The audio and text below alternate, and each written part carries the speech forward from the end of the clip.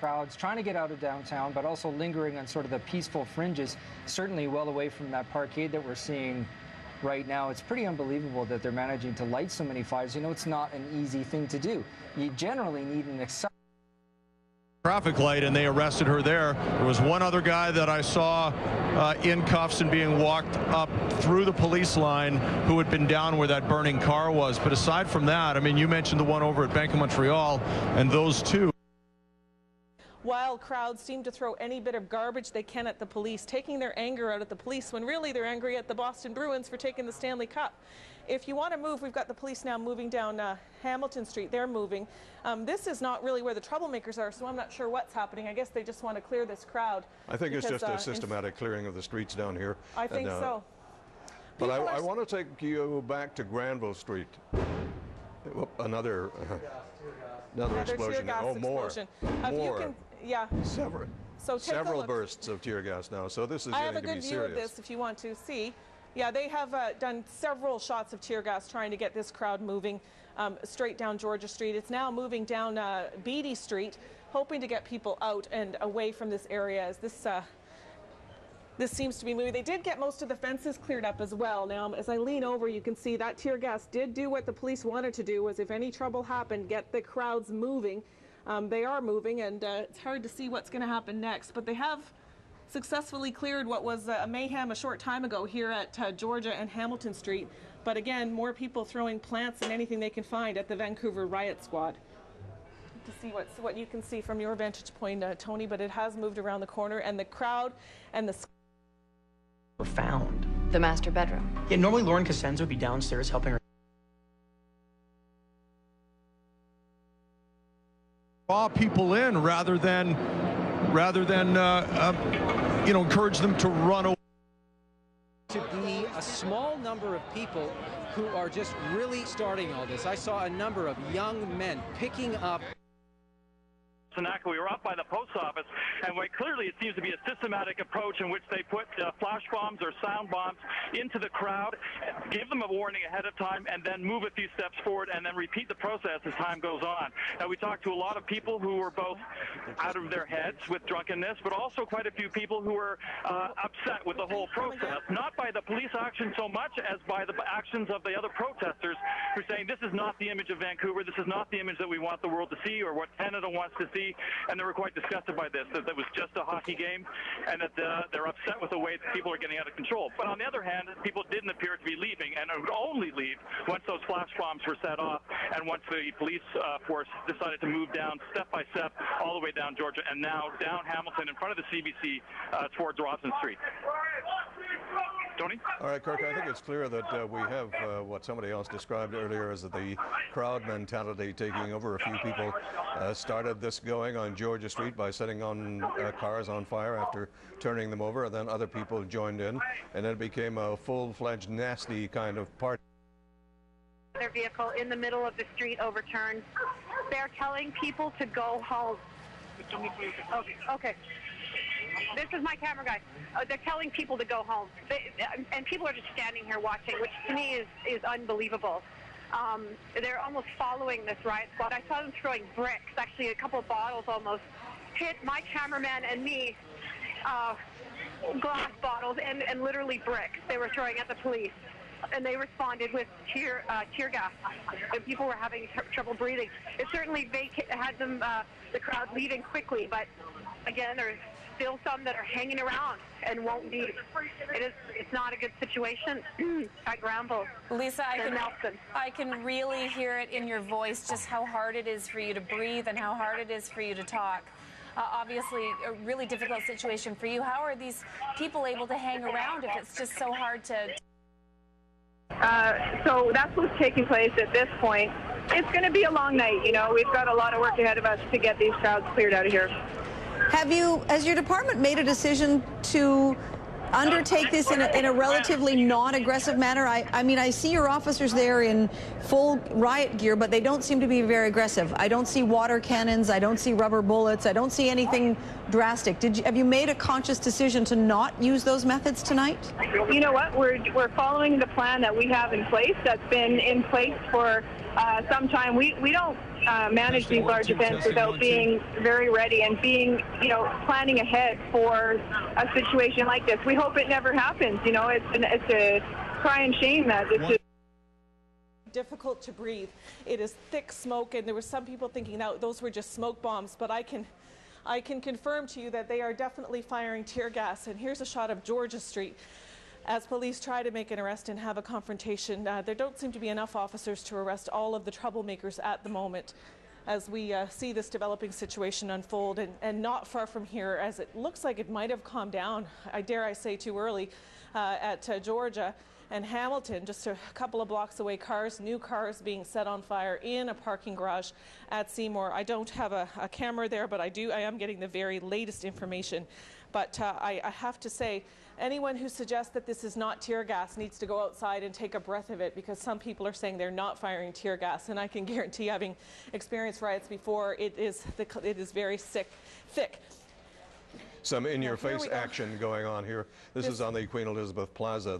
The young guy arguing with a policeman who is got his baton at the ready, and this guy just is not going to get out of his face right now. So little pockets of trouble like this are springing up everywhere as this thing hopefully is reaching some kind of conclusion, but it seems as if more of the crowd are dispersing now, although again there is that core group that seems to be hanging in, Natalie. Well, Tony, this picture right here is deceiving, because we have confirmed reports that people are looting in certain shops in Vancouver. People are going through and running through shops at the Bay and in Georgia and Seymour, stealing purses. We saw a bit of this, and now this is a bit out of control. This is police cars and rioters getting a little bit. Where is this, guys? I think this is Georgia. Or is this Granville? I'm sorry, I can't tell you. This looks very much like Georgia an attack Street on some police cars by this crowd. And, those certainly look like they're rocking the cars now. They're turning one over. There's one It's gone turned over, You can tell it has a number on its roof. It's obviously a police car. And they're after the second one now. So this is more damaging than they can imagine. This is going on, and somebody's going to get hurt. Somebody might get crushed. There's not very many people there, but there's lots of police, and they've got things seem to be pretty much under control, at least at that. Into the sky earlier tonight, as you see their firefighters in to put that fire out, but it is just one of several fires that were later set, much smaller though than that fire. Now we're going back. We were headed to Chris Kalis. He is not far from there, actually. He's kitty corner from there in a car rental lot. And that building, too, was under attack earlier tonight by several of these raucous fans who took aim at the windows in that budget car rental building as well. If you are just joining us, Vancouver, as you probably know by now, lost Game 7 of the Stanley Cup Final. So much trouble this evening. What I'm still waiting and trying to find out for you, Tony, is if there have been any serious injuries. We did hear earlier of someone following up the Dunsmuir Viaduct. I did witness someone being carried away by the police. But with so much happening, we don't have any confirmed numbers at the moment of serious injuries. But you can only imagine. I am concerned about anyone with a respiratory issue and the elderly who might be anywhere nearby, even in the condos nearby, because the air is thick with a very toxic gas designed to disperse the crowds. And we can only describe to you what's happening in our immediate area. There may be other pockets of trouble that we're not aware of at the moment, and this kind of thing has a way of spreading without reason, but these people are attacking these police cars right now. There is no evidence. What she saw right down on the front lines. Describe what you saw when that car went up in flames. Oh, it was just an unbelievable experience. I've been doing this for a long time, never seen anything. And disappointing what we're seeing tonight, and a repeat really of what we saw back in 1994. And think about how long it took. People still haven't forgotten that. No, they still talk about it. It's still a black eye for our city. And we saw so many pictures of all these young men that were egging police on, taunting police, starting these fires, doing all of this, and I would venture to say that a lot of them were toddlers in 1994. They don't remember 94. If that, exactly. Again, you're looking at live shots from CTV's Chopper 9. This is breaking news coverage on CTV tonight.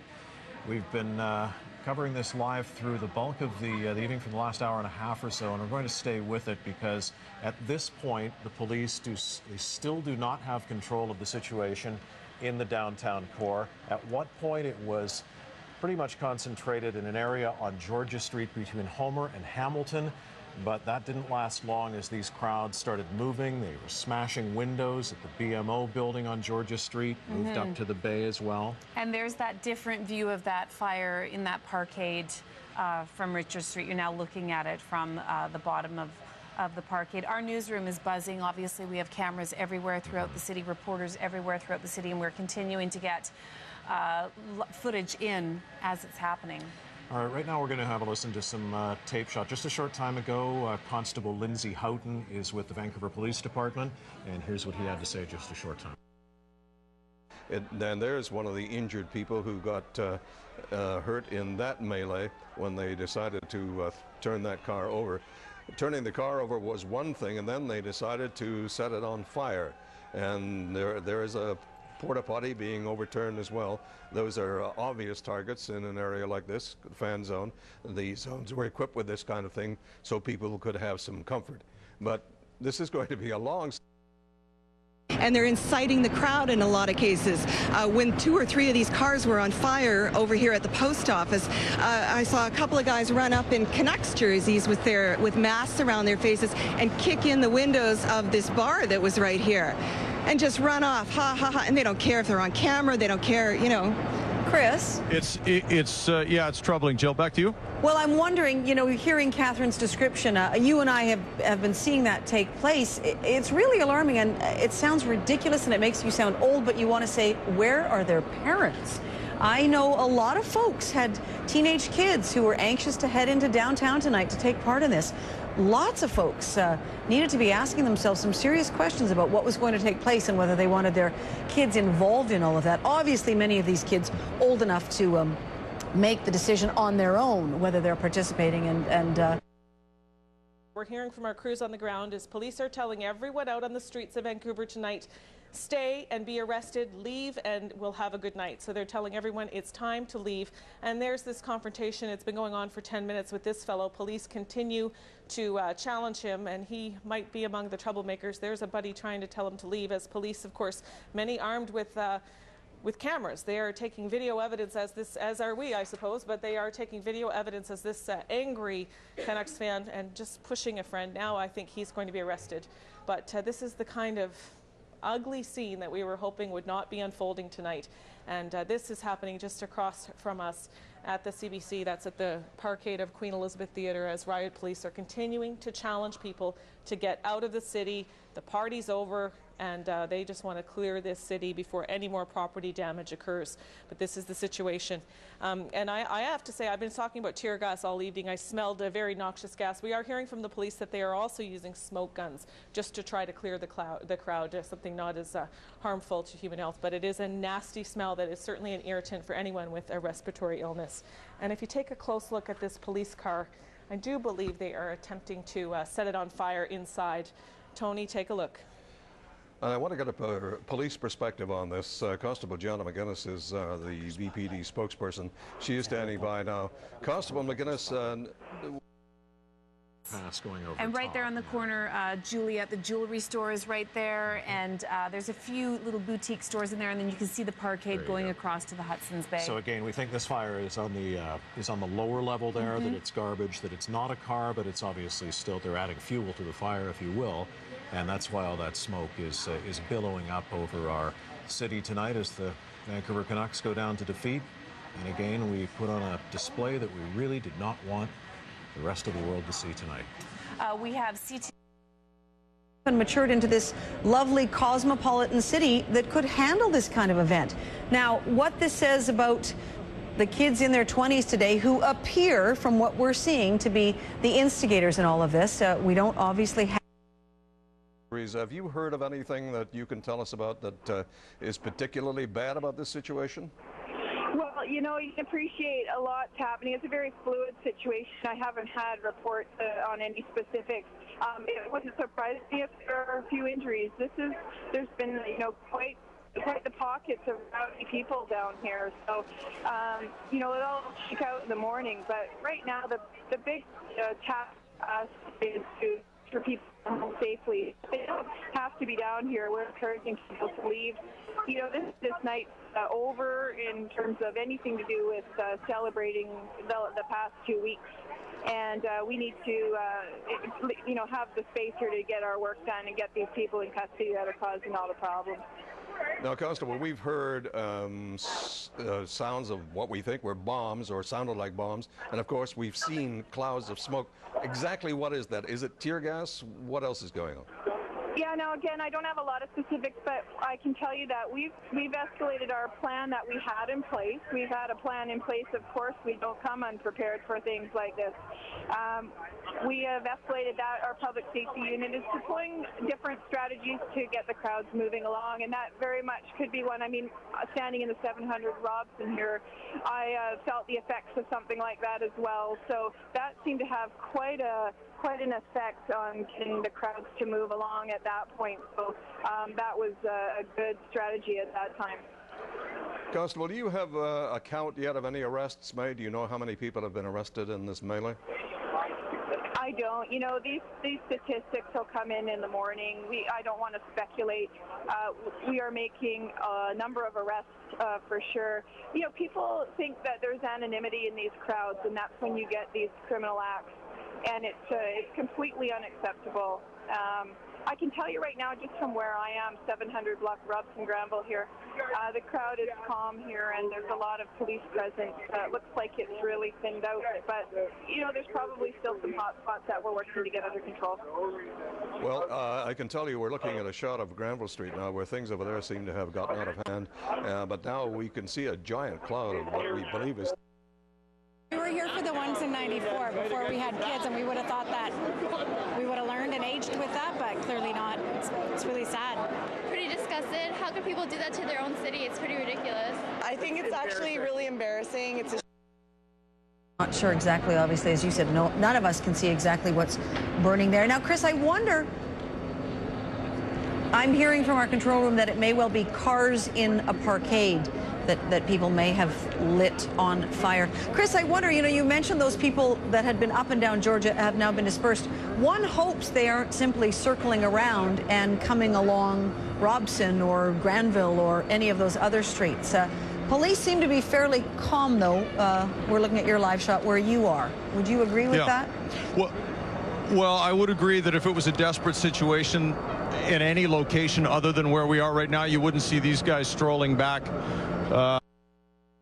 Just what, 3 hours ago, there were 100,000 people. If you do get a shot of our fan site, it's empty, but it has this ominous, all the smoke bombs and whatever gas the police had fired, and there was a large, big black plume of smoke that was near, and that's not just tear gas, so I'm not sure what burned over in front of the BMO building just a block away, but it was sudden, so I'm not sure if that was just another one of many fires we are getting reports of around the city as police deal with another issue. And of course, in this same direction, if we went a little lower, is we're hearing of extensive looting at the Bay. Now, of course, if the Canucks won the Bay, we're going to keep their doors open so people would go in and buy Canucks gear and enjoy the night, but that is not what's happened. The Bay store is being looted among several others where glass has been broken and more criminal activity unfolding as we see at the Bay. Across Georgia on Hamilton, I think we can see chaise de George Martin en arrière de la console qui me faisait écouter les cues du début de mon show. C'est sûr que je me disais, il me semble que downtown now, we're going to see how they handle this situation and how they deal with it, because there's mass amounts of people, and from up here we can definitely see it, and they've spread, and they're in different parts of the downtown, and there's lots of smoke from up here. There's a lot of smoke, Norma, and you know, it just somebody just tweeted to me and said, it's so sad, I can see the smoke from my deck on the North Shore. So yeah, smoke being seen everywhere. Thanks so much, Norma. We will be checking with you again in a couple of minutes. All right now we're going to go to CTV's Mi-Jung Lee. She's on the phone at Georgia and Granville tonight. Mi-Jung, what are you seeing there? Well, I'm standing right in front of the Hudson's Bay, my quinceanera.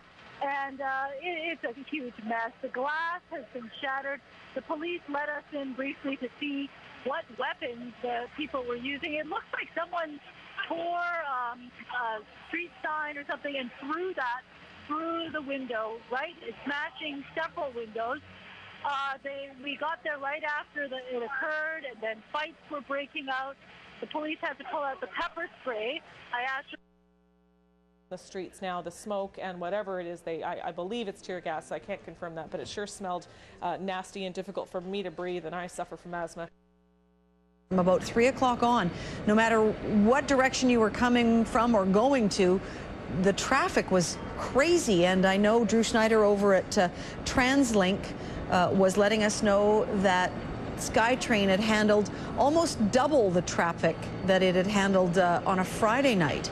So really, thousands and thousands, potentially into the hundreds of thousands of people poured into Vancouver, and that may simply have contributed to this problem, the sheer mass of people down there that made it impossible to control. Chris, I don't know if you heard me speaking with Constable Jana McGuinness. She was talking about their plan, and they felt like they were executing their plan properly. But I wonder if the folks at the Bank of Montreal would agree with that, or at Canada Post, or that car that was overturned. What do you think about that? Well, I think you're absolutely right. There are going to be some tough questions that need to be asked about were police deployed in areas where it really went off quickly, and that was right here at Georgia and Homer, where it seemed to disintegrate so quickly. John Daly was telling me he was talking to Jim Chu, or it wasn't John, sorry, it was Daryl Patton, one of our other shooters, telling me that he was talking to Jim Chu up at Granville and Granville in Georgia. 1 minute high-fiving the crowd, and 5 minutes later they're breaking the windows in at Bank of Montreal. So it happened so quickly, and it happened so completely at this intersection, with every window smashed and a car turned over and lit on fire, every one of the porta potties overturned, that there probably was no way for them to rein it all in without a real brutal crackdown. They couldn't have had enough police in this location to neutralize it the way that it went off as quickly as it went off, in my opinion. Mike Hahn. Chris, we're now looking at shots of that budget building that you folks were in the parking lot in what we were being told was a secure location. You had some of that rent-a-fence surrounding it. Tell us, if you will, what transpired while you were there and how that all was breached. Well, right at around 4 o'clock, the crowd down here was elbow to elbow, shoulder to shoulder, and it was really packed in. And that fence started to flex and give way, and people were getting crushed up against it. And what we had to do is we had to, in some cases, help lift children up out of the crowd, because they, clearly got caught in there and didn't realize that it was going to be such an issue. And so we helped them do that, and eventually there was a little pressure reliever where we moved a section of fence and allowed people to sort of clear out, and they ended up staying in the budget parking lot with us and got an angle on the game. At that point, there wasn't really much we could do to clear them out. And hey, Jill, real quick. Sure. Real quick, I'm joined here by Ian Haysom, our news director, who's had an experience down here and wants to chat. I just wanted to tell you what the smoke is that we've been looking at. We're the smoke just up behind us here. I walked out first. There's a Blends coffee shop that's totally devastated all the way through. It's the post office. Yeah, because from our broadcast location, we were right beside all those porta potties, and from our broadcast location, I couldn't see any cars on Georgia or in that vicinity at all, and it was surprising to me when they actually started setting some on fire. But to your point, it could have been an official vehicle involved in the security apparatus there. Okay, this is new. We haven't seen this before. This is obviously a young girl that has been hurt. People hanging off of the street signs and lights. And I was there watching this happen. I actually tweeted out a picture on it. So this clown gets up there, doesn't fall. Somebody else came up. Then they started arresting people and trying to pull them down from the light standards and what have you. A whole bunch of fights. These are people that were injured in those fights and being taken away. I think At that point, police thought, okay, we've got a few, and I don't want to speak for them, but I think they thought, we've got a few idiots here that are going to fight and they're going to do what they want to do, but they didn't expect that. No, it got out of control pretty quick, and it's now almost 20-10, and we are getting reports from our reporters of tear gas. The mounted police are out now, and it's not going away yet.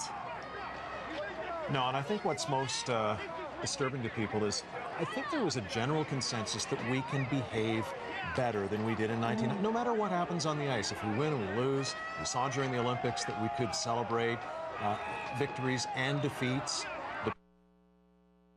And there have been a number of incidents like that all night, still going on up Robson Street. Situation, Chris, a sorry situation, I'm saying, and they are releasing more tear gas out there on the street. Natalie? Well, this is now we're looking at that, what was a very big fire, as those two police cars that these protesters just doggedly tried to set on fire. There it is. It's created a big smoky situation in this part of town, and a very dangerous one. There's so many people nearby as these vehicles get caught on fire full of fuel and they explode, and it is a dangerous situation, and people don't seem to be running away. Now, I do see a lot of police presence nearby, and maybe now they're going to come pay some attention to this. What I don't see near this police cars and this smaller crowd at the parking lot is a huge amount of police dealing with it. That's because, as I said, they're looking at another street. Fire trucks now say, we've now just learned that we're in a situation where it's now safe for the fire trucks to come into the city. The police believe they have cleared enough of the hundreds of 100,000 people who are on this street, and they are going to let fire crews come in and deal with situations like this. It's the reason we've seen these fires be lit and not put out, because they deemed it just not safe for fire and ambulance crews to come into the city. So I think we'll be seeing, from what I'm understanding from officials, we're going to see fire crews come in quickly to deal with this fire and a fire at a parkade on Seymour just a block away from us. And not only the police are in action too over on Granville Street, something happening over there. 9 captures these pictures live for us. And just as we're looking at those pictures, we can give you some more information on what we're hearing from VPD and TransLink. The Burrard Street Bridge, as we said, closed to northbound traffic until further notice. Cambie Street Bridge closed in both directions. And I'm going to get some clarification on this, but apparently there's an effort now to close the Granville Street Bridge northbound, and Howe, Georgia, as we saw from our pictures from Chopper 9, completely blocked off as well. And again, footage from earlier. This was at the beginning, really, wasn't it, Mike, when we were watching porta potties? That I can't believe we have a car that's come down into this intersection, and the driver is trying to find a way to get out of here. Why she would drive into this area, I have no idea. Possibly just trying to get out of the downtown core, but who knows at this point, Chris. As we can see, that smoke is certainly thickening out of that parkade where Ian was mentioning. People have set vehicles on fire from the main floor up 2 or 3 levels of that parkade as the smoke billows into what is becoming the night. I don't know if they'll get here soon enough, but the police are very busy trying to get this crowd in this very smoky city, as we see another big black smoke, as you can see in the left of your screen from that car fire. It's no sign. Now we understand the fire crews are just a block away at the parkade where there's cars on fire, and they're expected soon to deal with this fire at the parkade right off of Georgia Street, not too far from Rogers Arena, where the Vancouver Canucks' hopes were dashed earlier tonight. Hard to believe this is all about a hockey game.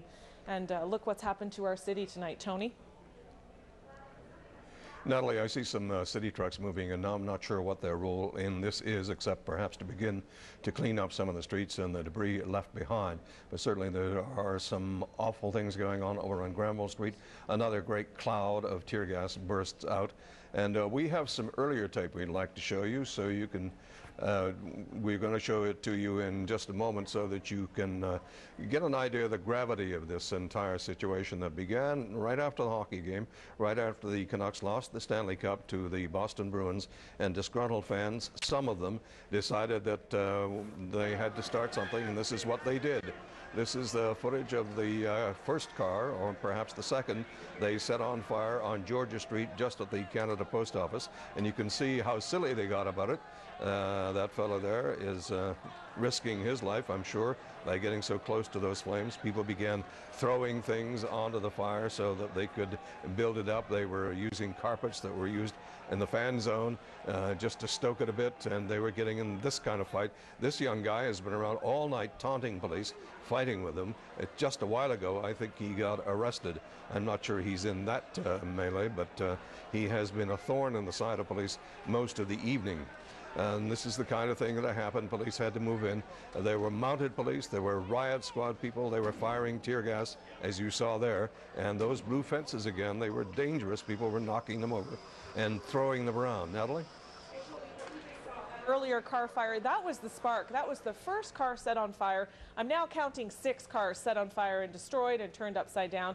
And here we go, the firefighters finally coming. They've just put out a car fire on Seymour, a very serious one that caused a huge plume of smoke. And now they're going to deal with 2 Vancouver police squads that were parked here that have been set on fire. But it was the one car fire, that one little thing that seemed to spark this whole turn in the crowd from what's been 6 weeks of a crowd that does nothing but support the team, wear the colors, and have a great time. Every time the Canucks have lost a game, people have quietly gone home.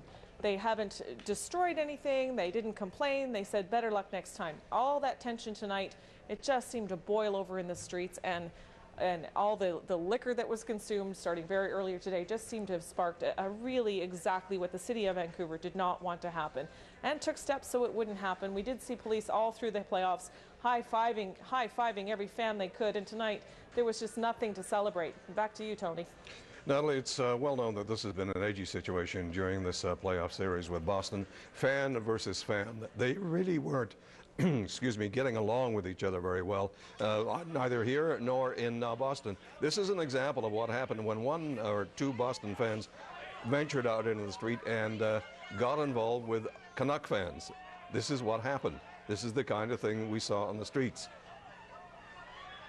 Not very good for this city's reputation, as is this. This is Granville Street now. More tear gas being fired into that crowd and more taunting going on. People coming out of the crowd. One guy on a skateboard was doing wheelies in front of the police and just saying, "Come and get me, come and get me." And they are now moving in. Perhaps that's the same guy, I'm not sure, but they have taken someone down on the street on Granville. Natalie? The part of the city that police were most worried about, because after the games, police walk, the crowds usually walk quickly to the bars, the part of our city where there are so many bars per capita, and this is a city that usually is closed and pedestrian only. During the Olympics and the gold medal game, there were 100,000 people here. This is the part of the city police were most worried about.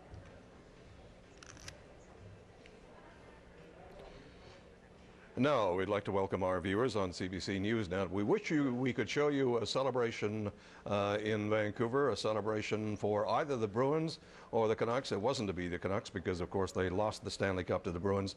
And things turned bad here in Vancouver of that car, and things went bad from there. At the moment now, there are 2 police cars. You started throwing things at that big screen on Georgia Street. They succeeded in knocking it out completely, and then things escalated from there. Yeah, and this is viewer video that was sent in. And, you know, when we first saw this smoke, a lot of people were like, oh, it's tear gas. That wasn't tear gas at that point.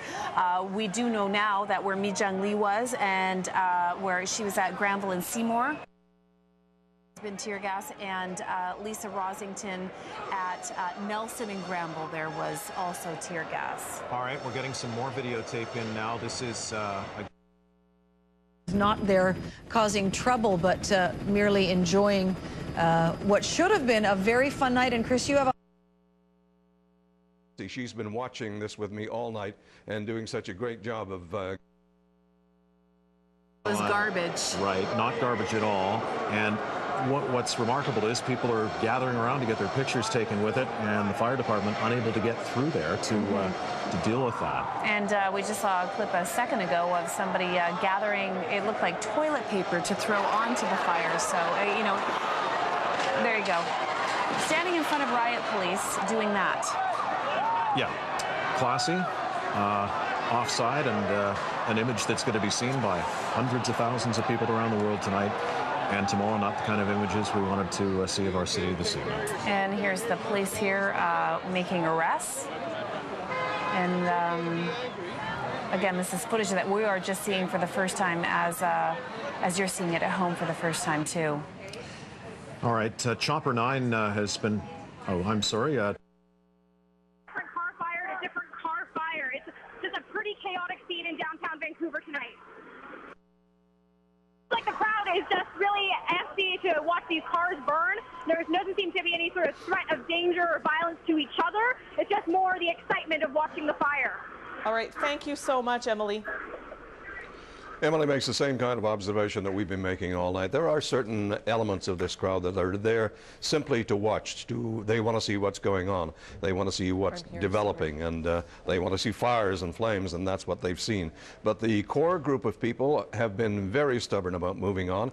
There have been fights between them and the police. There have been confrontations, and riot police have brought in dogs, and they've had their batons flying, and it's been a very sorry scene indeed. There again, another car fire. Those are the police cars, I believe, that were set on fire earlier tonight by those rioting people. They turned the cars over first, and then they set them on fire, Natalie.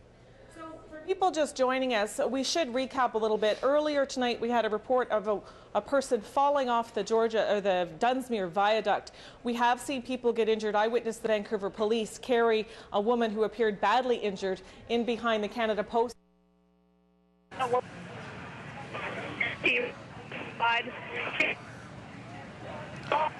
All right, well, we're having some difficulty hearing Lisa. Cell service pretty spotty in parts of downtown Vancouver, but yeah.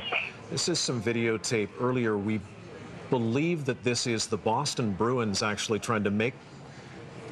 They're not staying at the Westin. We're getting reports of. They are not staying there tonight. This is where they were before. Fair. Yeah, that's correct. And they've obviously had a change of plans. Good idea. This is the escort as they try to make their way to their accommodation this evening. We're not quite sure what that is, but obviously you would not want things to get out of hand in that regard. They are the Stanley Cup champions, and they deserve the respect that this city should show them, and are getting that tonight with full police protection from the Vancouver Police Department. And we have reporters all over the city that are on phone, they're on foot, they're with photographers everywhere. The sun is obviously set now. It's 10 to 10. This has been going on for well over 2 hours, and still no end in sight right now. The crowds are still there. We lost Lisa Rosington just a few minutes ago. Obviously, cell service is very difficult where she is. Just want to take you back to, this is just at around 8 o'clock this evening. You can see the main post office there on Georgia Street.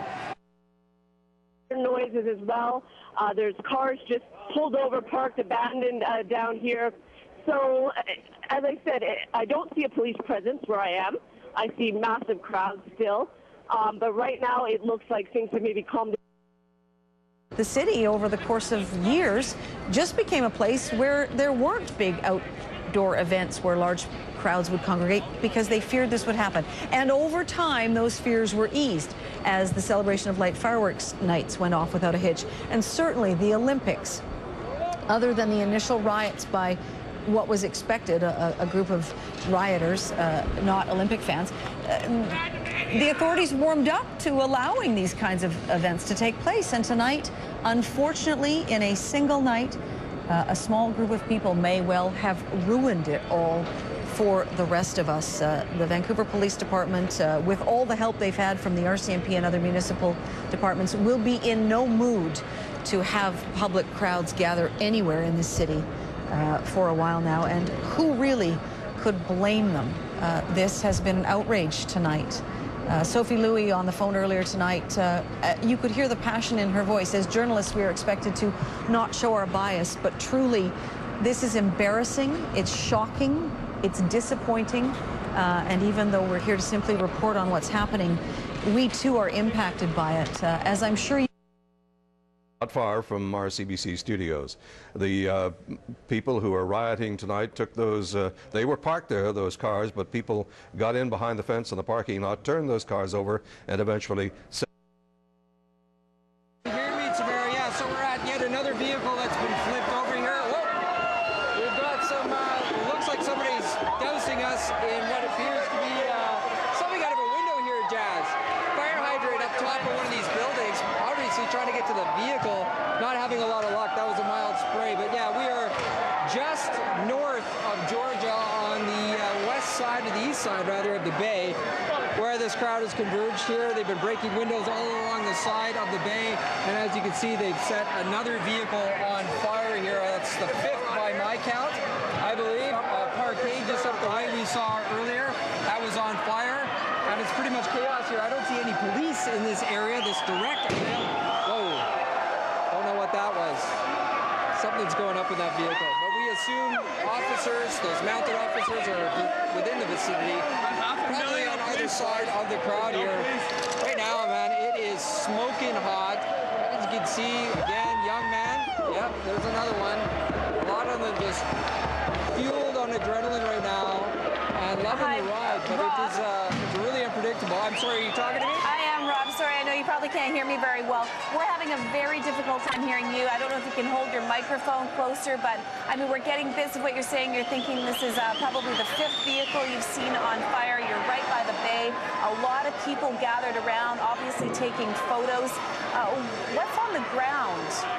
Let me ask you if you can hear me better at first. Can you hear me all right? Absolutely. Okay. Much better, much better. Yeah, well, what's on the ground behind us seems to be some of that foam from that fire extinguisher that someone sprayed out of a window here. Somebody broke some windows just next to me at what appears to be a dollar store. You hear a fire or an alarm from a building ringing in behind me. You hear that? And on the ground, yeah, are just a bunch of idiots who are dancing around this thing, continue to throw bottles into this fire, and they explode. People jump back. Jazz, give us a look. Give us a look here, Jazz. So look.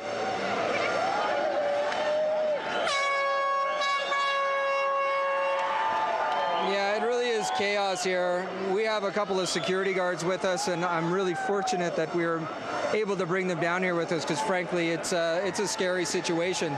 But yeah, as many people who are into this crowd here, there are those who are just curious. And you see the technology of today, everybody posing with photographs. Jazz, if you could pick some of that off. Look at this guy right here. He's got a tripod set up. It's like he's taking tourist photos for an album.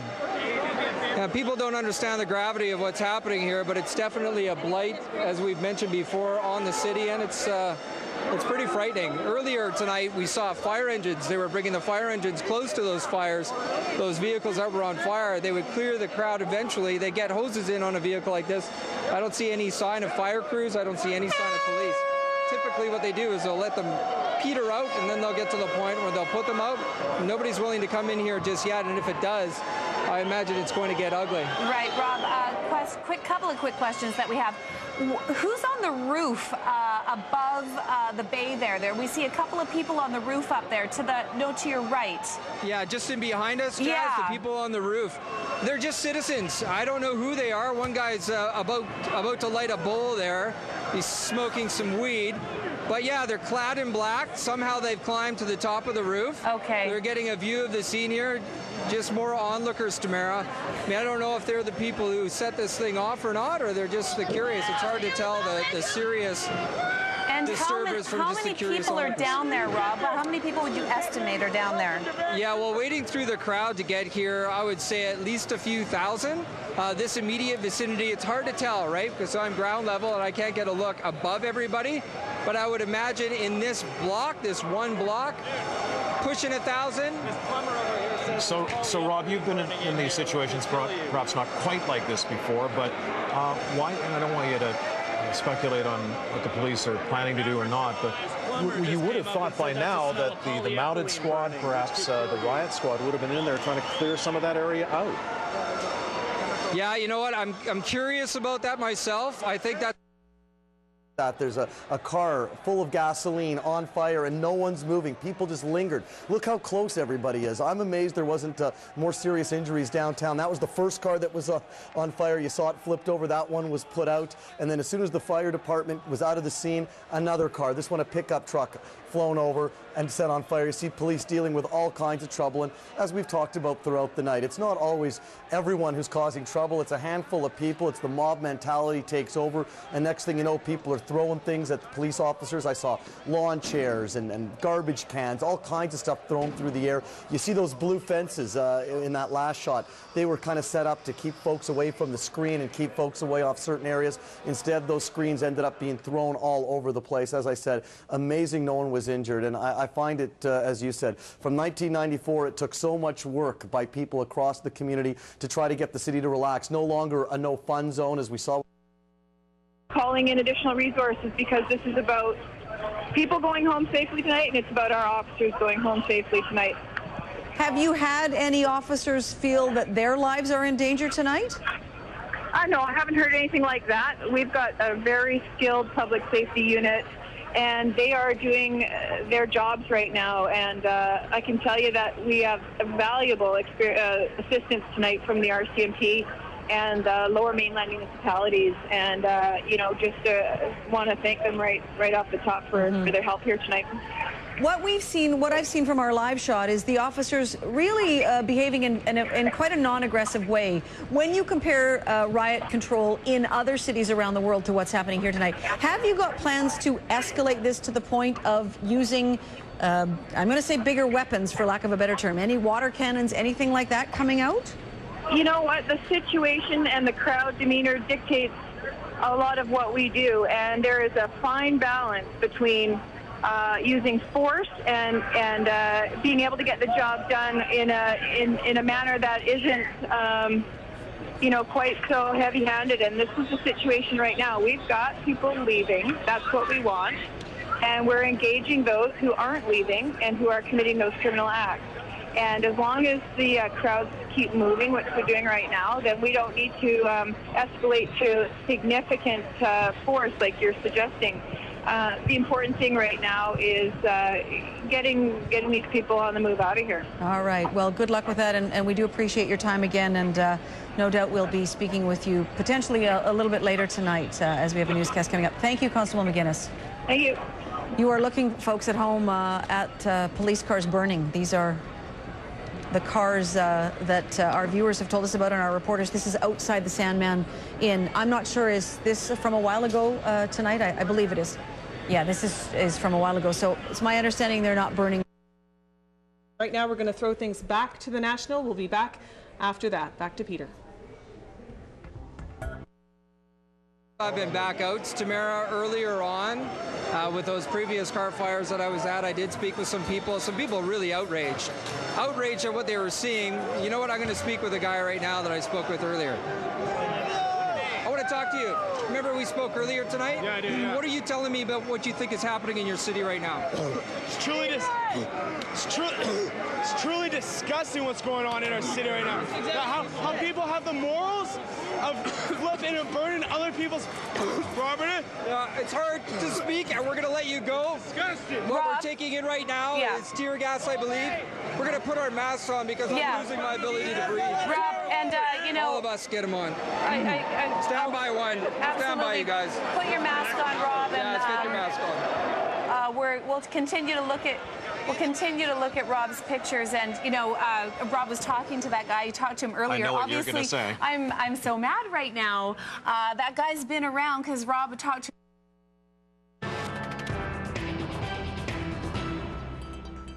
Not a good night for Vancouver. First, their hockey team loses, and then the aftermath on the.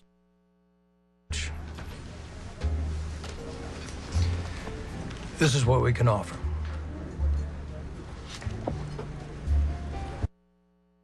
Georgia, just outside the Bay, where, as we just said, got to get a picture, got to get some video, got to tweet, got to text. Yeah, and I mean, you know, our Jazz Sangera is our photographer down there. Rob Brown is our reporter down there. They're putting their masks on right now because they can't breathe and they can't speak properly. So how all of these people are able to stand in this for hours and think that it's a good idea and they're able to breathe is mind-boggling. And there's Michael Coos right now. But we are hot the entire time. right, Rob doesn't know he's on air right now, but that's okay. We're still watching these pictures. The fire is burning, and as Rob Brown mentioned, no sign of police at this location right now. They're obviously trying to formulate a strategy how to deal with this, but we're just coming, we just passed 10 o'clock here Pacific time in Vancouver. The hockey game has been over for a couple of hours now, and if you're just joining us, this is CTV breaking news coverage of the mayhem in downtown Vancouver. This is how it all started. There's fighting, porta potties flipped over, cars being flipped and burned, and we've been seeing it go on for 2 hours. Yeah, this is footage from earlier, and obviously some serious fistfights breaking out and people just turning on each other. People in Canucks jerseys fighting. This is in front of the Bay, I believe, in the intersection there where we saw some serious damage to vehicles. Let's go back to Rob Brown now. Rob, do you have your mask on? Are you able to breathe okay? Yeah, I took it off. You know what? It wasn't tear gas. It was a smoke, which is really, really thick. Right. It's really, really black, and it was next to impossible to breathe. So we moved a block away, but we're still in the shadow of that. I wanted to give you a look at where the police are. You've been asking me that question. I was well away from them, but they're half a block up. They've formed a line here. We've heard some instructions from a bullhorn, but they seem to be in a holding pattern right now, basically waiting to see where the crowd will move before they move. Nobody on horseback seen at this point, but we know that they're out and about. We know that the uniform officers, those without the shields, those without the helmets, are about a block away, masked down there. This is obviously the front line that we're looking at. It's out of control. Yeah. Rob, yes, go ahead. Just as you were going to put a mask on, and you interviewed that guy that you had talked to earlier, and he said he was, you know, so ashamed and this was disgusting and all that. And I just, why is he still there? That's the mind-boggling thing. Why are these people here? Yeah, that would have been the follow-up question, Tamara. I spoke with him, 2 hours ago. Yeah. He was as disgusted then, but he's a young man, and he's a curious young man. He's in the thick of things, not involved, as far as I can tell, but he wants to be where this is going on, and he wants to witness it and watch it. So, yeah, why are you sticking around when you know the situation is dangerous? Why do you want to be a part of this when you know that the police could move in at some point and things could get nasty and people could be arrested? I don't know. I didn't have a chance to follow up that question with that, but you would only assume it's out of curiosity. You know, a lot of us remember 94, but a lot of these people were not around back then, and they were children, so this is a whole new generation. They probably heard the legends of 94 and what happened back then. In fact, earlier tonight when I heard people chanting, "Riot, riot," I heard 94 chanted more than once. So I'll just give you another look at what we just walked away from and how thick that smoke is now. We were basically downwind from that and taking it in the face. It was too difficult. It's very dangerous. There were people standing up, as you recall, on that roof, just in behind that area moments ago.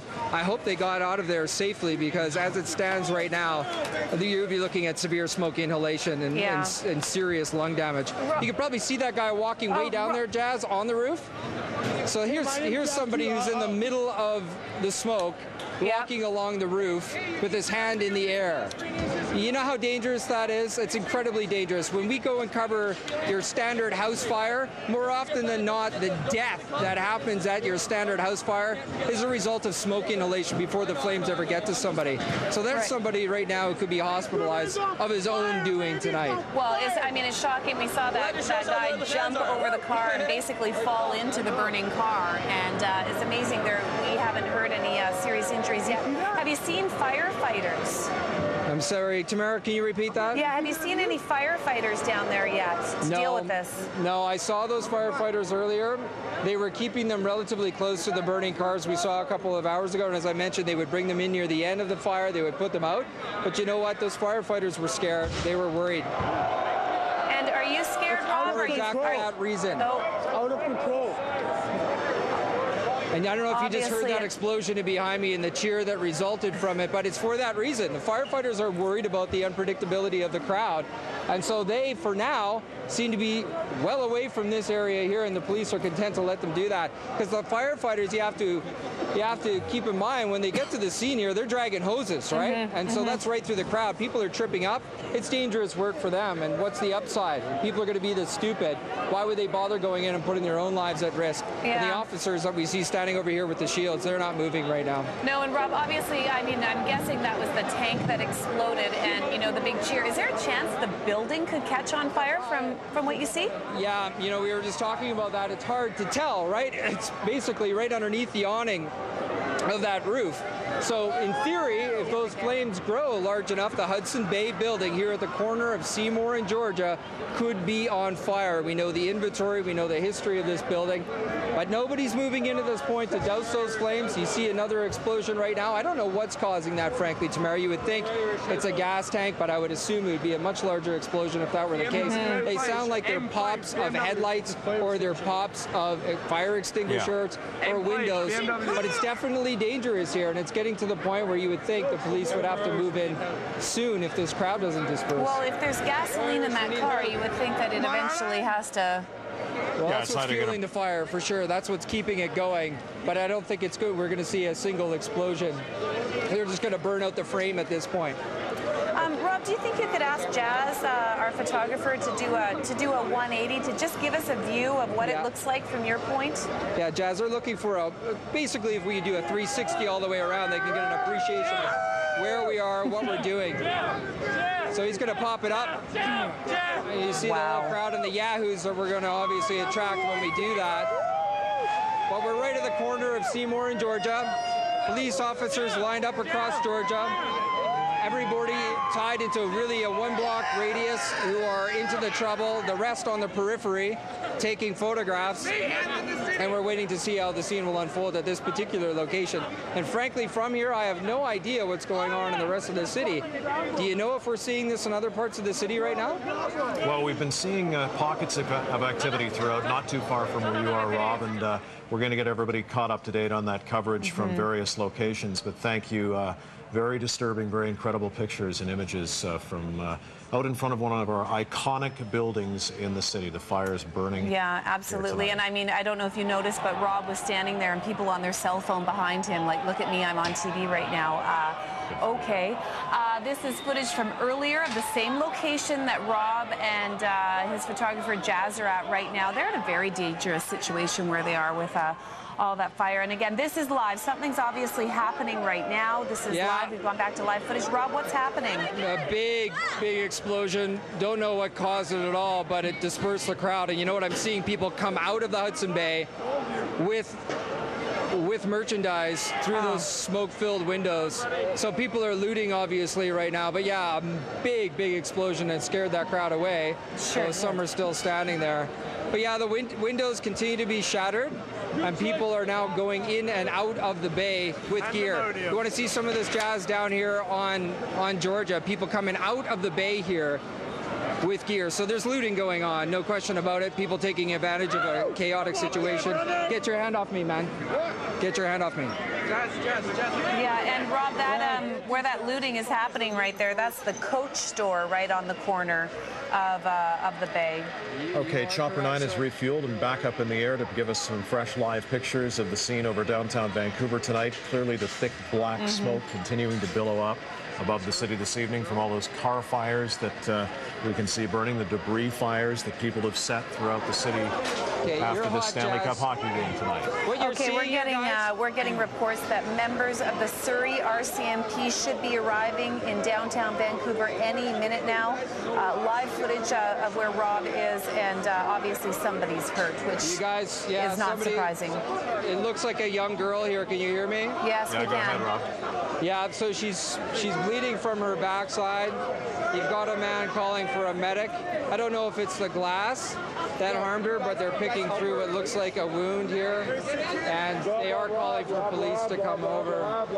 Part of the problem is you've got a dangerous situation to even get in here, right? Yeah. So why would anybody want to come here? So people are trying to deal with it.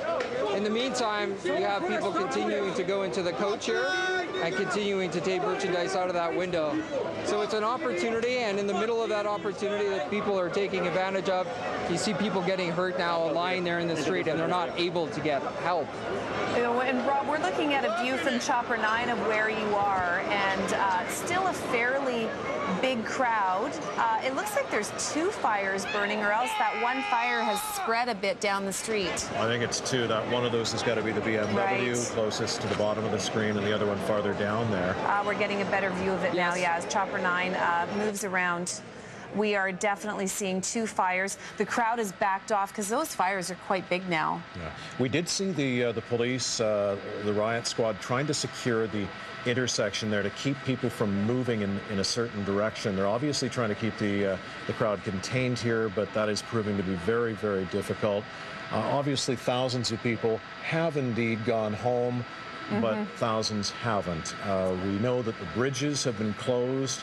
Some of them in both directions into the city, the Cambie Street Bridge, the Granville Street Bridge, the Burrard Street Bridge as well, as police try to get a handle on things and try to get this unruly, violent crowd moved out of the core of our city after the Stanley Cup hockey. We're getting a note here that people are cheering for people to loot at the stores. People are taking photos. We saw that in front of the cars, the burning cars, and other people are chanting, "Show some respect." We didn't hear any of that. And we're also hearing reports that for those people trying to get out of town on SkyTrain, that SkyTrain is encountering some difficulties. We'll try to get you some more information on that, but clearly it's a massive effort just to try to get people out of the downtown core tonight. Okay, live footage now of the Bay, the Coach store, the new Coach store there on the corner of Seymour and Georgia. The windows being smashed. People just milling about. Yeah, we got a fight brewing here. Okay, we got a fight that's about to start right in front of us. What we were looking at was inside that window, someone in an Alexander Burrows jersey inside the window.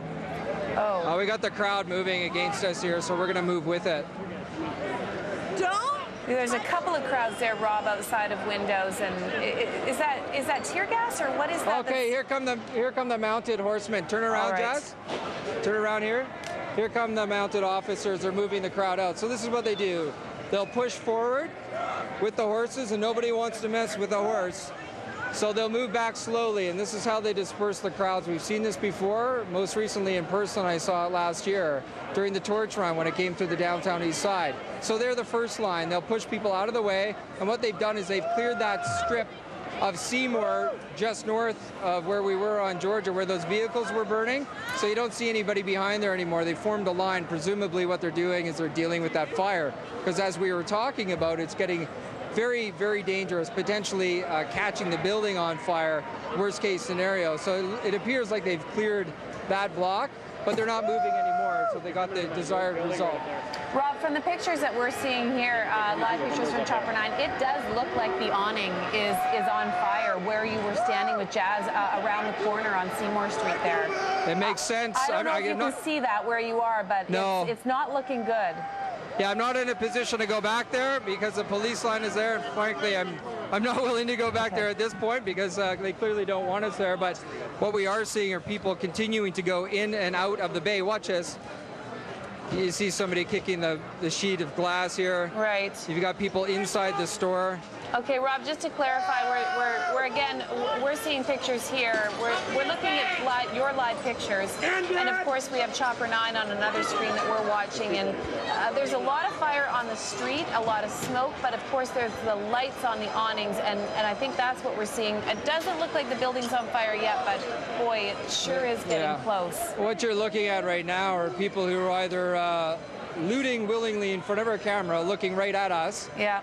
With masks over their face, or at least one potential staff member sitting there with a tie on. Hard to tell, but you see they have bandanas over their faces.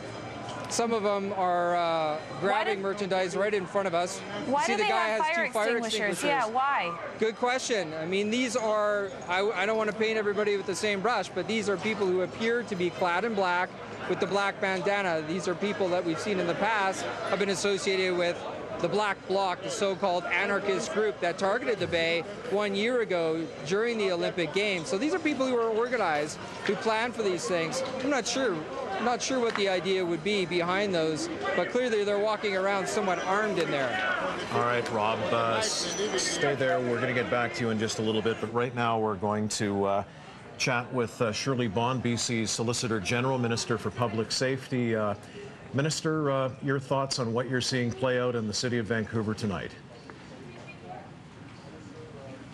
Fly back to Prince George late this evening, and I was optimistic that we would see a very different picture tonight. I can't begin to tell you how absolutely, utterly disappointed I am that we literally have a group of individuals who've decided to turn what should be a celebratory event, despite the outcome in the game, into something that is criminal in nature. It is shocking. It is disgraceful. Solicitor General, we heard the police earlier this evening tell us that they had a plan for basically anything that might happen tonight. Are you satisfied with that plan? Well, I know this, that the men and women who are out on the street this evening are doing their very best under unbelievably difficult circumstances. There is a plan in place. There has always been a plan to deploy additional police officers. That is happening as we speak. And what's important right now is not to second guess. It is to pay attention to what police officers are saying. What is most disappointing and disturbing is that we have spectators who will not go home.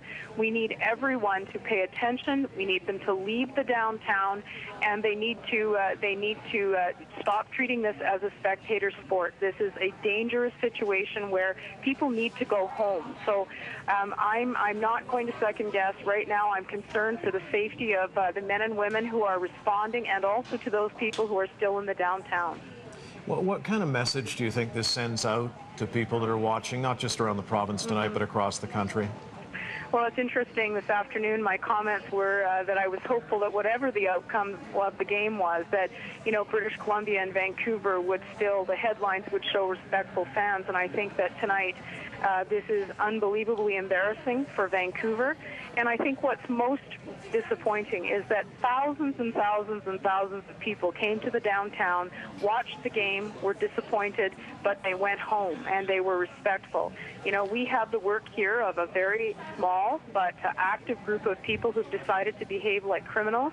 I think it's embarrassing and unfortunate, and I think, you know, as we look ahead, we're going to have to sort out how we can have these kinds of celebrations and make sure that this kind of behavior doesn't happen again. Well, let's talk about that a little bit. I mean, are you going to have to review whether we can do this? We've clearly shown that, well, during the Olympics we could handle it, but in many other situations, this city just does not seem to be able to know how to behave. Well, you know, I don't want to in the heat of the moment, because we're still seeing an evolving situation on the ground. I'm very concerned. As a matter of fact, I'm watching your graphics on television right now, and I am horrified by what I'm seeing there. So, you know, tonight we need to deal with tonight. We need to make sure that we get this under control. We need to make sure that the men and women who are serving down there are safe, and those people who are in the downtown. But obviously there's going to be questions about what happens in the future. The Olympics was an amazing celebration. It left Vancouver with a fabulous reputation around the world. Tonight we'll do probably the exact opposite. So we're going to have some conversations. But right now, my primary concern is making sure we get through tonight, and that as many people get home safely as possible. And I want to make sure that our officers, our men and women in the fire departments and police services are safe tonight. They are risking their lives on our behalf tonight, and I certainly hope people will go home and try to bring Cup come home to Canada? Yeah, that's about it. I'd love to see a Canadian team get it sometime, but not this year. Not this year. All right. Maybe Montreal. Thanks very much. It's true. The issue of hockey supremacy. A disturbance at the London Drugs. Rob Brown is there. The London Drugs right across from the Hudson's Bay. Rob, what's happening? Yeah, so last week, but you're one of the leaders of this team. You're one of the captains of this team.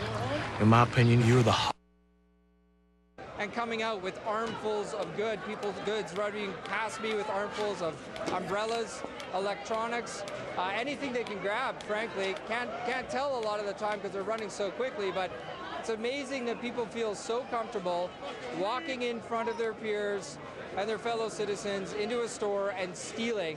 Jazz, can you get in? You see the steady stream of people going in there? Yeah, we do. So they're coming out. That guy just tossed a whole armful of Pringles.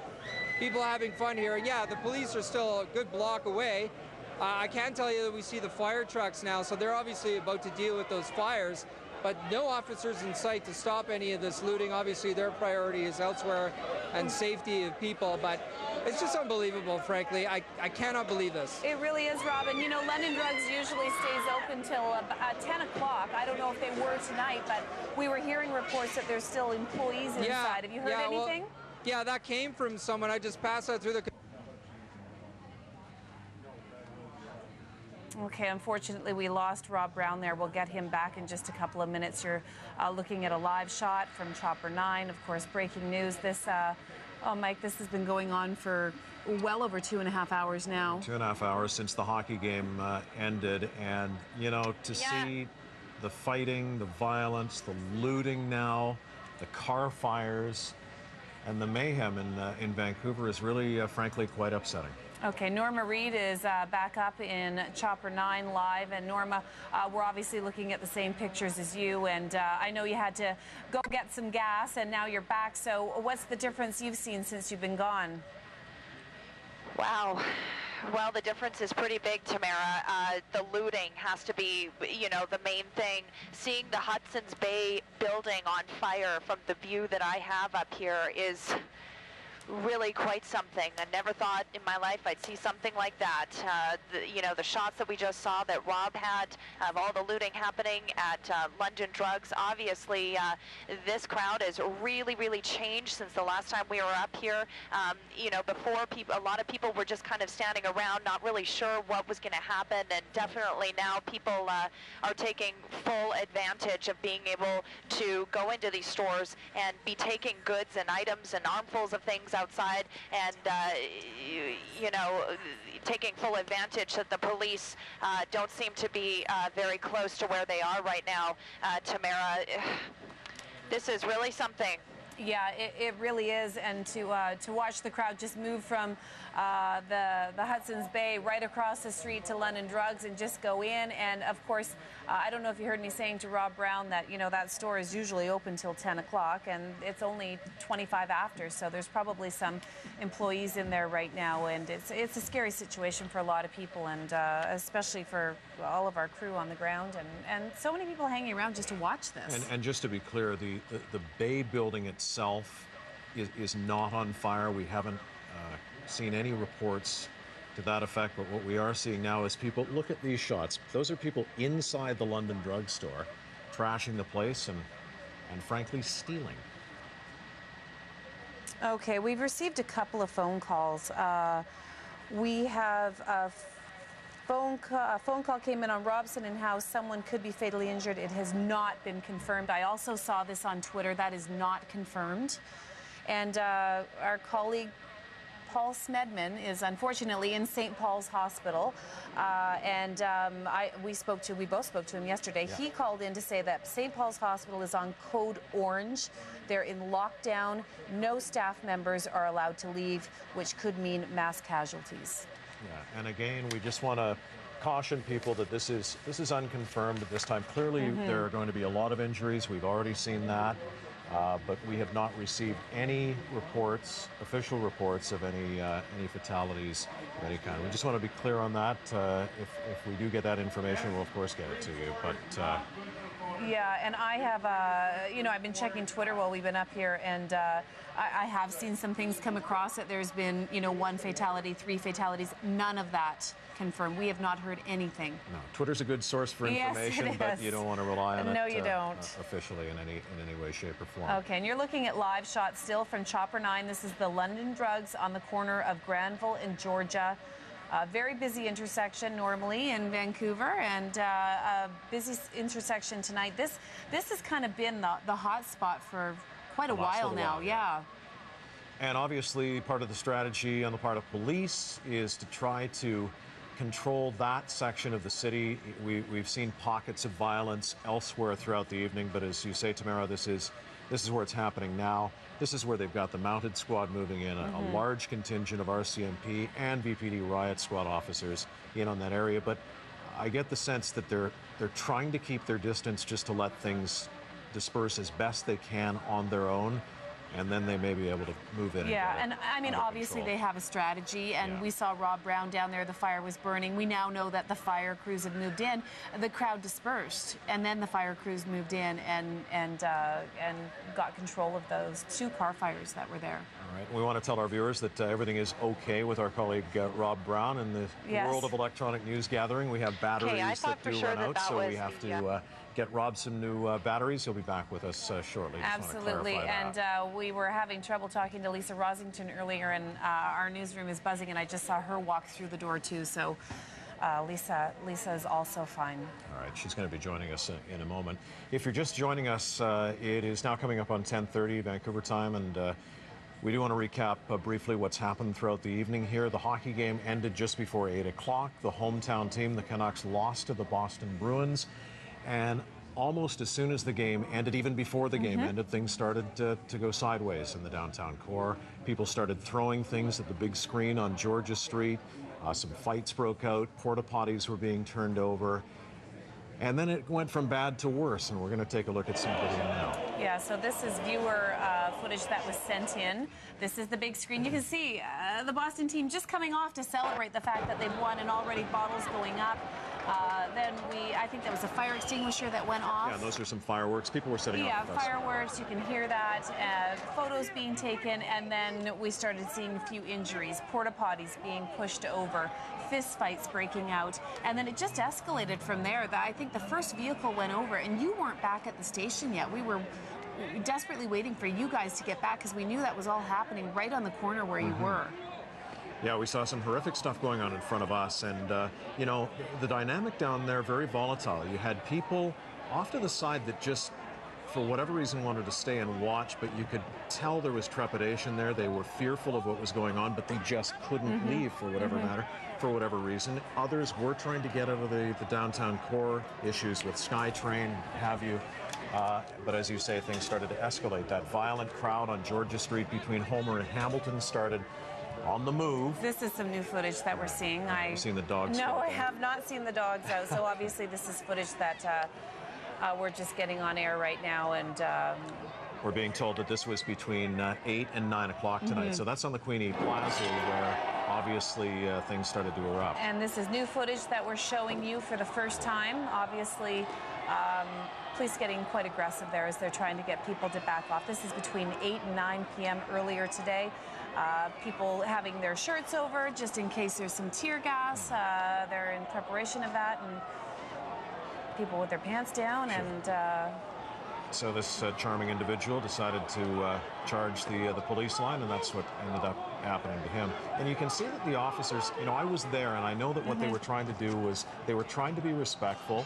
As they did during the Olympics, they were trying to encourage people to just look, move along. Even these yahoos that were up on the light standards and what have you, they were just politely encouraging them to climb down, move along, just clear out of the area. For whatever reason, some wouldn't leave. And then the police just, you had to do what they were doing there. Again, live, Chopper 9 over what looks like, this is Granville Street, 2 police vehicles there. Again, dark outside, so hard to see exactly what's going on. This is Granville Street, and it is a mess, an absolute mess. Yeah, and we just saw a short time ago pictures from the ground and the air of looting going on at the London Drugs, at Georgia and Granville, looting at the Hudson's Bay, where the windows had been smashed there, fires set outside, vehicles ablaze, and black smoke billowing up in the city tonight. Yeah, and we are going to wake up tomorrow morning, and the sun will rise, and we will be left with what has happened here tonight in downtown Vancouver. Lisa Rosington is with us now, and we're happy that you're okay, because the last time we spoke, you, oh, sorry, Lisa, we just have some breaking news. We are going to Mayor Gregor Robertson, who is with Perry Salkowski right now. Mayor, what can you tell us about the state of the city right now? Well, we have a small number of hooligans basically on the streets of Vancouver causing problems. We've got a number of hot spots.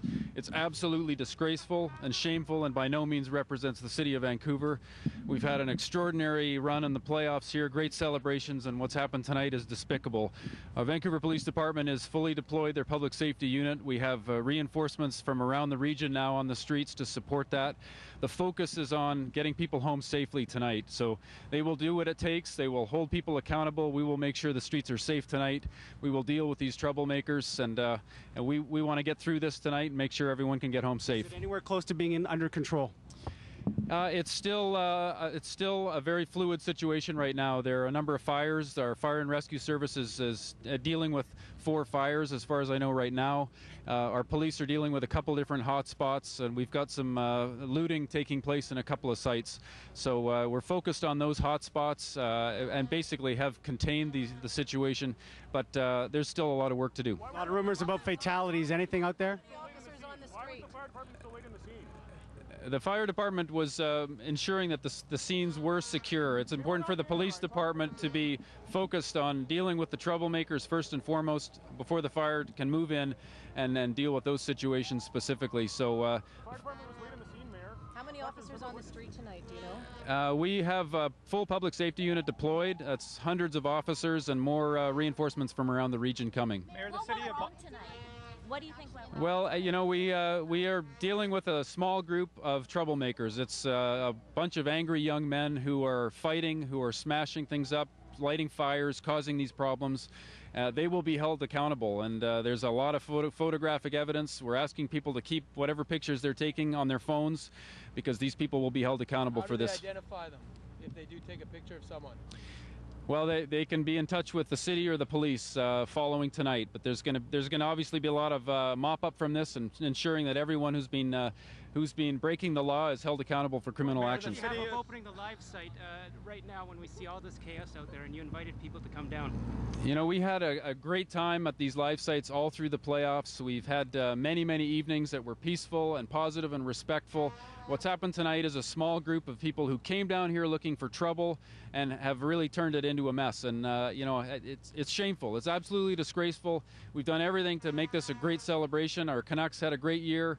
And it, you know, was a fantastic series right to the end. So this is a small group of people intent on breaking the law, causing trouble, and smearing the name of the city, and it's absolutely despicable. What do you say to those thousands of people? I don't know of any fatalities at this point yet. Will you be asking the province for money to help you with the costs of this mayhem, cleaning up this mayhem? It's premature to know. At this point, we're totally focused on public safety, making sure we deal with the situation downtown, that people can get home safely. Are you fearful that what has happened? Just sat by and watched and took pictures for Facebook and YouTube and just let this happen. What do you say to those Vancouverites? Well, you know, people needed to look after their own safety. The important thing is for people to disperse, people to go home, look after themselves. Our police department are professionals. They've dealt with these situations before. They're dealing with it in a professional manner. They have good support from around the region now, and this will be taken care of. Are you fearful that everything that was so positive about 2010 can be ruined around the world? These pictures will go, and certainly across the continent in one night. I think people will understand this is a small group of troublemakers who have really trashed our party. We have had a phenomenal time here in Vancouver. We've had a great time through the playoffs, and this is just an ugly incident that's taken place. People with clear intentions to spoil the party. Fairly obvious early on in the day that they were there to get drunk and that they were there. They were very vocal about the fact that they wanted to commit violence. What should the police have done differently, in your view, earlier on? Well, I think the police have managed this thing as well as they possibly could. It was a very large crowd to start with, and as it dispersed, the trouble started right away. And the access has been a little bit challenging with all the people leaving the site. I know that we've got the reinforcements in quickly. It's being handled, I think, very well by the VPD. There may be lessons learned from this, but from now, we got to make sure that this gets taken care of tonight, that people go home safe, and importantly, that our police officers go home safe. The city of Boston. What are the questions you want to have answered then? Well, I want to be sure that we get through this evening without people getting hurt. Any further damage to the city needs to be mitigated. We need our police to be given the space to take care of this. We need to get our BC ambulance service right in, and the fire service as well, so the situation is taken care of right now. Did you put trust in Vancouverites that it wouldn't happen again like it did in '94? Well, this is a group of people who were fully intending to make this into another '94 type riot, and that's what they came here for. They will be held accountable for that. It's really unfortunate because, you know, so many people have had a great time through the playoffs and tonight, and this has all been turned on its ear by a small group of troublemakers, basically. Where were you and where was the city manager while this was happening and while this was developing? So I've been in constant contact with the police chief all night here at Rogers Arena. The Emergency Operations Center has been fully activated, and there's been constant calls back and forth, conference calls, in constant touch with the police chief and managing the situation. So we're confident that we're going to turn this around tonight. People are going to go home safe. There's still a few spots that are trouble spots that have to be dealt with over the next hour. Was there a concerted effort not to use force? Because it seemed like the police really held their ground, did not even use any force, and people, if there was any force, people would have ran. I don't think anyone was willing to tangle. The Vancouver Police Department is very well trained at using an appropriate level of force to deal with the trouble that's taking place, and it's important that they don't overreact. They've managed these situations before. We've had big crowds through the city, and this one has gone sideways, and I think the way that they've responded is justified to ensure that it doesn't get worse. That's the key thing here, is to manage this issue. We've got one more question. I haven't heard anything about the amount of damage or from the Premier right now. Our focus is really on supporting our police, fire, and ambulance service. And I want to thank our police, our fire and rescue service, our BC ambulance service, and all the RCMP and police forces who've come in for backup. They're all doing an exceptional job on the streets. It's important that we support them, and it's important that people who are in the downtown head home so that this can be taken care of. Okay? Thanks, everyone. Thank you very much. Mayor Gregor Robertson. 5 hours ago, it seemed like a good idea. Now we'll be talking about it forever, guys. Back to you. Yeah, all right, Perry. Thanks very much. CTV's Perry Solkowski live in downtown Vancouver tonight with the mayor, who is blaming this on a small group of hooligans. He calls it disgraceful, shameful, and despicable, and by no means a reflection of Canuck fans and the city of Vancouver. And of course, Lisa Rosington is here now. And Lisa, we were talking to you on the phone. So hard for you to talk. Tear gas is being sprayed. I can see it in your eyes. It's actually canisters of pepper spray. Okay. Yeah, and the big metal canisters. So we were sent to Granville and Nelson because we'd heard that there was a police car overturned. We got there, and there was a police car overturned. In fact, there was 3 cars overturned, smashed. Sitting on the sidewalk, they had deployed, obviously, their riot squad, and so it's a corner, and basically the riot squad was fighting or trying to manage 3 different crowds at the same time. So they had a crowd here, a crowd here, a crowd here, and we were on the corner next to the riot squad, and people were throwing bricks. They were throwing glass bottles, and we almost got hit. This is live footage, Lisa, here that we're looking at, too, just so you know. And they fired canisters into the crowd, and the crowd would throw the canisters back. And so what happened was it ended up exploding next to me and my cameraman, and it was a cloud of pepper spray. I ran one way, he ran the other. I ended up getting stuck in a pizza shop because somebody pulled me in, and then they wouldn't let me out because they thought I needed to stay in there and get some water. So unfortunately, my cameraman and I were separated, but it was a pretty upsetting situation to see. And I guess what is most upsetting is seeing people just standing there and taking pictures. You know, these are Canuck fans that were just hanging around, and they were being told over and over again to go home. There's no reason for you to be here. And they had nothing better to do. No, and they were just taking photos. But it's the throwing of the rocks, and it's the throwing of the bottles. You know, we did see them arresting people, but basically they had to hold their line. And this is footage from earlier in front of the post office. The mounted police have moved in, and obviously we're going to go to Jana McGinnis right now from VPD. We have her on the phone. And Jana, we're hearing all kinds of reports right now. We're hearing that there's been 9 people stabbed. We're hearing that there's been a fatality. I mean, nothing is confirmed. What can you tell us?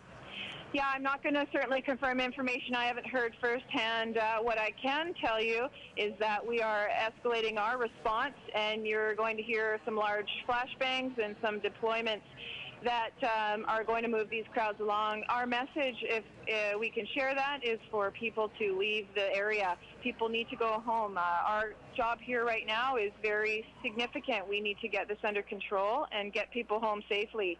And we need the cooperation of people who have no business being down here right now for them to head out. Okay, Constable, you said that you're going to escalate your tactics here. For people that don't know what a flashbang is, what is that? What's that going to achieve? All right. Well, the public's going to, people down here are going to hear very large bangs. We'll be deploying any necessary tactics that could include gas. That's not going to be comfortable, and it will move these crowds along. There are people currently committing many criminal acts down here, and it's not acceptable. It's totally appalling, to be honest. And what we're doing right now is bringing in hundreds of police officers. We will have. We do have already many more resources from around the Lower Mainland coming in and on the ground here, and we will be taking this situation back and under control. So the message is you need to leave, and there's been a lot of opportunity for people to leave already. And yeah, go ahead. We're hearing reports that the SkyTrain is stalled, and it's just a nightmare trying to get out. So how are people supposed to get home? Well, the bottom line is the hot spot, the center of this is Granville and Georgia, and there is no reason to be on those two streets. People can fan out. It's a big city. It's a big downtown core. You can find your way out of the center of the action here if you have a mind to do that. So people need to take that opportunity. And, of course, transit is going to be doing their job of keeping their people safe as well. And this is about safety right now. You know, we'll sort this all out tomorrow about everything that's gone on. But right now it's about making sure people go home safe tonight. And Constable, I know when we had you on earlier, and nobody wants to second guess anybody here, you said that there was a plan in place, but is it fair to say that you lost control of this crowd as the night wore on?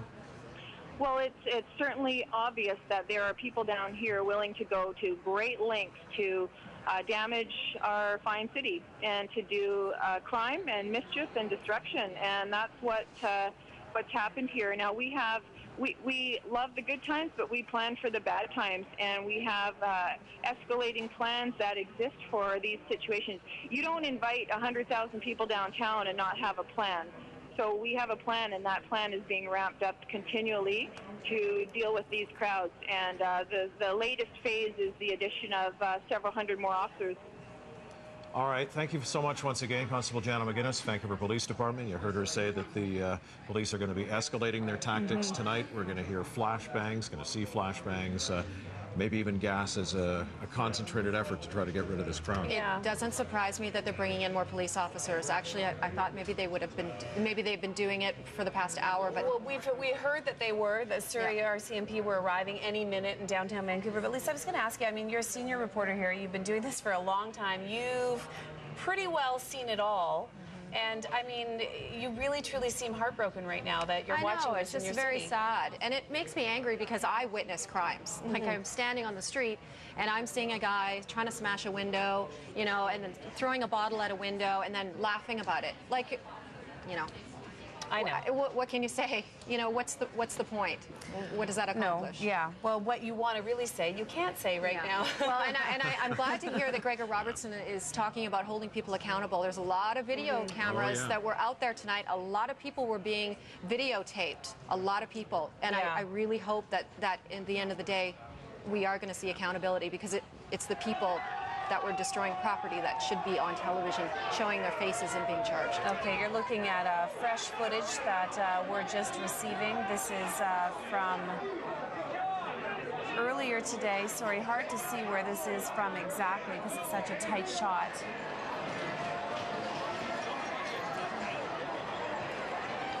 Obviously outside the Mac store there, and this is a blockade. This is live now. This is live footage. It's 10:44. Chopper 9 is bringing us these live pictures of a police blockade. Well, this is obviously part of the escalating strategy that Constable McGuinness told us about. If you missed that, part of the escalation is going to involve not only more officers, but possibly these flashbangs. If you're not familiar with that, they're very loud, and it's all part of the crowd control measures that they're going to be deploying down here. We've also seen the mounted squad move in, and at the same time, the looting continues. It's been relentless, the violence, the smashing of windows, the setting of car fires, which has sent this enormous plume of black smoke up into the skies above our city tonight. There's another one right there. Another burning car, somebody being arrested here. This is, again, new footage that we're seeing coming in right now. There's an overturned car behind this guy that is being arrested, and a Hummer that has obviously been smashed. It's interesting, obviously, social media playing a big role in the coverage tonight, and I know you've been trying to tweet a little bit from here, but you've also been getting tweets and reports. I'm getting texts as well from people encouraging their kids. I was in this situation a while ago. You can't get a hold of your child. You want to make sure they're safe. Parents are asking their kids, first and foremost, if they are downtown, to get the heck out of Dodge and come home, or at least call your parents to make sure that they know that you are okay. Yeah, definitely good advice. We have Vancouver Fire Captain Gabe Roeder on the line with us now. And Captain, where are you? Well, we're operating out of the EOC Center, which is the Emergency Operations Center, and basically we have our fire crews being dispatched to a number of different emergencies throughout the city right now. And I mean, we've seen so many fires that we've shot, we've lost count. Do you have a number? I have no count at this point in time. Basically, we began by getting to that car fire on Georgia Street. We were able to extinguish it. At that point in time, a second one started. The police told us to get away. They told us to leave because we were having things thrown at us. So when projectiles were being tossed at us, the police made a call. They said, "We'll call you when we need you." So we're basically working together with the VPD. And so for the longest time, we waited. We went to medical emergencies that we needed to get to. And at the same time, we monitored what we had to get to. And sorry, can you hear me? I can, yes. Okay, so basically then, as I'm having a really bad feed here. Okay, well, we can hear you clearly. Okay, thank you, sorry. So basically then, we responded to any calls that VPD felt that it was safe for us to do so. So at this point now, we are responding to a number of fires. There's multiple rubbish fires in the downtown core. There's been a number of car fires. We've been able to extinguish a couple of police car fires that were happening about 15 minutes ago, and it's ongoing. You also mentioned some medical calls. Can you explain that? We've been going to multiple medical calls caused from violence, caused from a couple of falls. We've also had just a regular type of medical calls caused by intoxication and also people taking drugs. And Captain, you mentioned multiple rubbish and car fires. We've seen some of those cars burning awfully close to buildings, the Hudson's Bay, for example. Are any of those buildings either on fire or in danger of catching fire? At this point, I have no major building to report on fire. As I mentioned to you earlier, we are responding to any fire that we feel that the public is in imminent danger. Obviously, if a car is on fire and somebody chooses to jump on top of that car fire and do a dance on that car, that's not our fault. That person's putting themselves at risk. So what we've done is we've basically made a plan of attack with the Vancouver Police. They're directing us to where we can go safely, and it appears there's large areas in the downtown core now where we can actually get to. Okay, and just to wrap up here, Captain, obviously a car on fire, a pretty dangerous thing for somebody to be hanging around by? Very dangerous, and it baffles me. It absolutely baffles me at the size of the crowds that were dancing around a couple of cars on fire. It just shows the ignorance of some people towards something that can really cause a lot of damage. All right, we thank you for your time tonight, Captain Gabe Roeder of Vancouver Fire Department. We're going to new footage now of looters, people climbing buildings, windows smashed in. This is, I'm trying to even figure out what building that is. It looks like an art gallery, at least an art shop or something. It might be, yeah, that's a cafe. The two police vehicles on fire. So again, this is footage that we're just getting in from our photographers that have been out for the past 3 hours shooting constant footage for us. Yeah, those two police cars burning earlier tonight near the post office in downtown Vancouver. Just a couple of the many car fires and rubbish fires that we've been seeing burning throughout the city tonight. A couple of other notes to pass your way. Apparently people that were seeing the play Wicked at the Queenie Theatre tonight, that just opened up last night, so night 2, those people have been kept inside the theatre. This was a little while ago, but they've been kept in there. And St. Paul's on a kind of lockdown, a code orange there for their staff not to come out onto the streets tonight. All right, so here's the current status of the transit in downtown Vancouver. No bus service operating in downtown Vancouver, none whatsoever. The Blue Bus, West Vancouver Blue Bus, is operating from Georgia and Cardero, obviously taking people out of the city. C-Bus is only carrying passengers from downtown Vancouver to the North Shore, and the Expo and Millennium lines are still operating in both directions. Transit police are monitoring passenger flows towards Vancouver. We're also hearing that the Canada line is operating in the southbound direction, but northbound passengers are only being taken as far as the Olympic Village station. So obviously some major disruptions from a transit perspective tonight.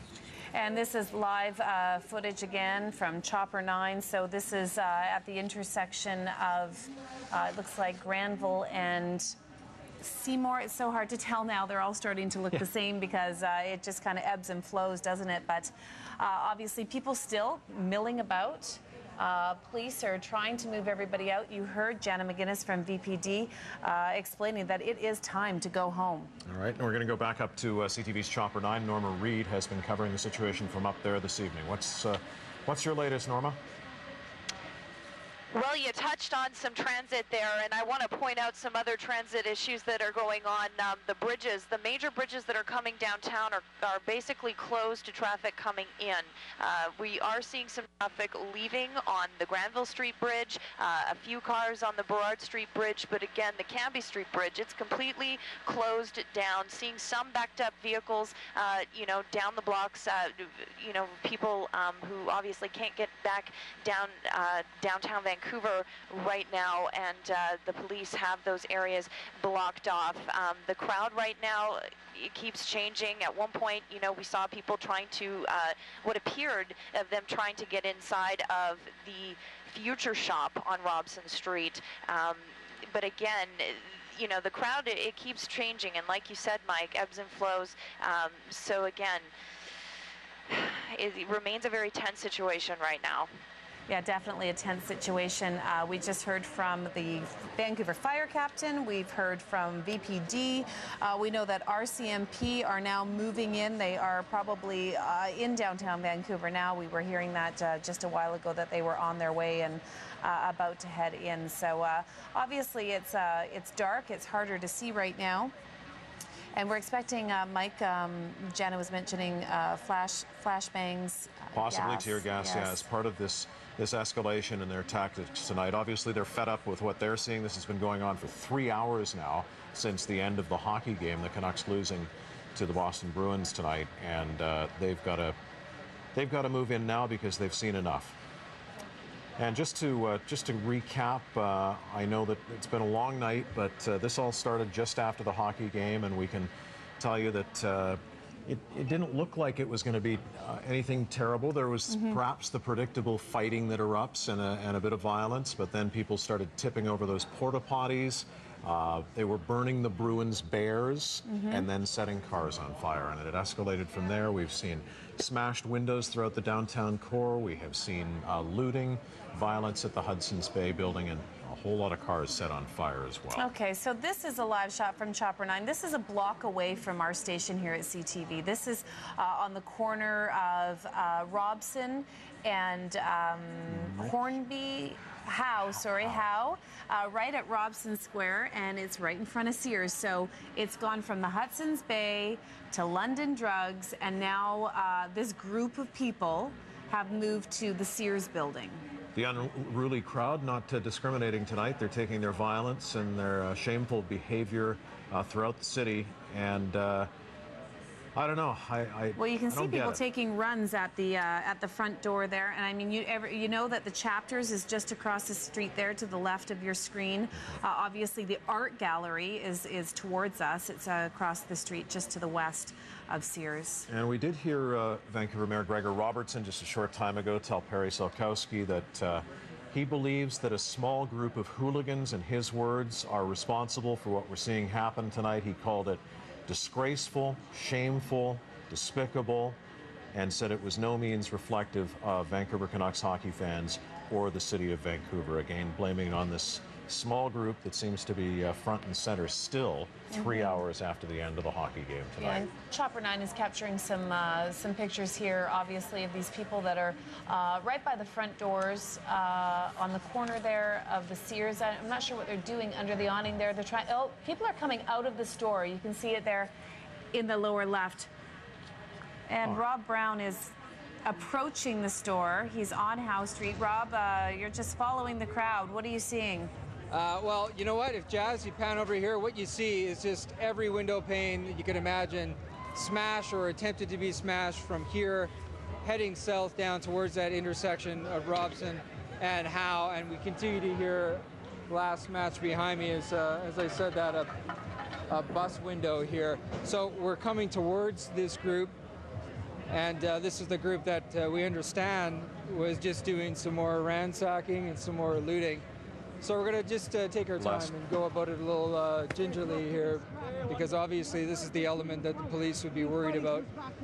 And you can see some people grabbing some newspaper boxes. This is a continued theme throughout the night. It's a projectile preferred by this crowd to throw towards a window. But it looks like a couple of people are riding those. So, yeah, we're just going to make our way down to this intersection, and we're really going to keep ourselves on the periphery here because, as we saw earlier, things are really unpredictable. And the crowd turns really quickly, and frankly, when the crowd notices a media crew, they take pretty intense interest. Some of them just want to goof off. Others don't like being captured live on camera looting, so it's a dangerous situation. It definitely is, Rob. I don't know if you have anybody around there, because I'm so curious, and I'm sure people watching at home are too. If you can just ask somebody why they don't go home. Yeah, you know what? I'll see if I can grab somebody who might be willing to do an interview here and get a sense.